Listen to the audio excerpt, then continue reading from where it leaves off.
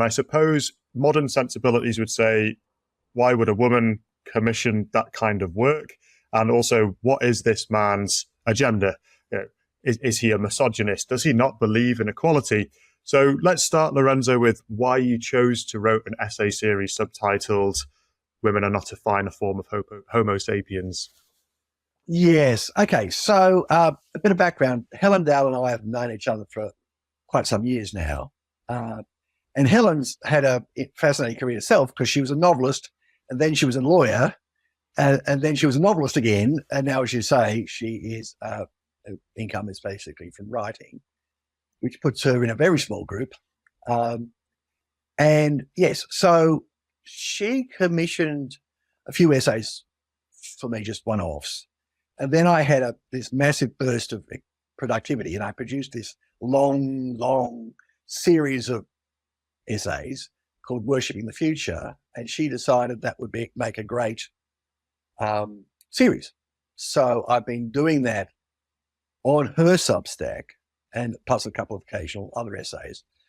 On my own Substack, I've been sort of doing various essays, including the Women Are Not a Purer Form of Homo sapien, not a finer form of Homo sapien. What prompted me to do that is I have a project which hasn't appeared anywhere online, which is to write a book on marriage applying the evolutionary lens. So marriage through the ages and focusing on the fact that we have remarkably biologically expensive children.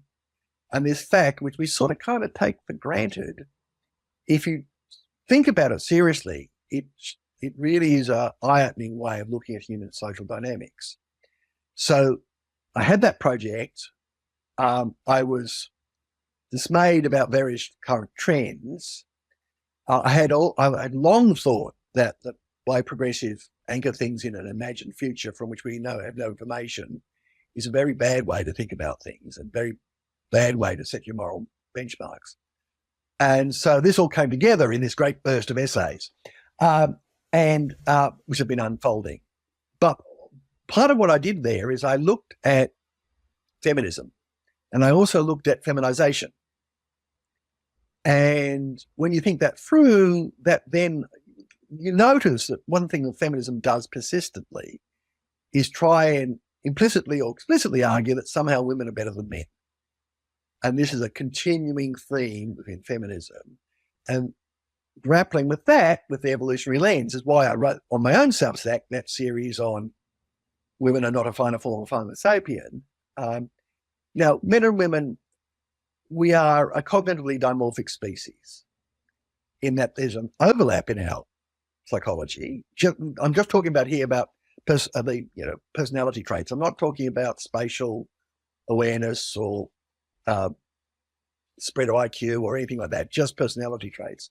We are quite a cognitively dimorphic species, and that has consequences. And one of the consequences is the way that men typically go bad is not different from the way women typically go bad. But the thing is, women also have their ways of typically going bad. And that was what I wanted to explore in those essays. And I want to make very clear is it's much nicer to live in a gender egalitarian society. I've read far too much history and evolutionary anthropology not to be aware of the fact that it's much nicer to live in gender egalitarian societies. I have no problem at all with gender egalitarianism. I do have a problem with pretending that women always make things better. No, they don't. It's as silly as claiming that men always make things better. No, they don't. We are equally troubled. And equally, successful and valuable. We're just troubled in somewhat different ways. I mean, violence, for example, is overwhelmingly male, mostly. There's one area where violence is evenly male and female, and that's violence against children. Women are as likely to commit violence against children as men are.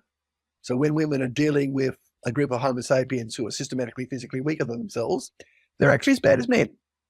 But generally speaking, of course, when they're dealing with adult males, they're dealing with a sex that's physically stronger.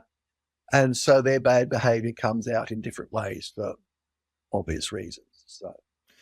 So that's why. So the argument, I suppose, you're putting forward is, besides the let's not try and raise one sex above the other, is that there is a complementarity between the sexes, that raising one to a point of making all of the important decisions without any input from the other, or trying to diminish the other in some other way, is likely to lead to adverse outcomes than trying to create a situation where the sexes and the differences that they bring can complement one another.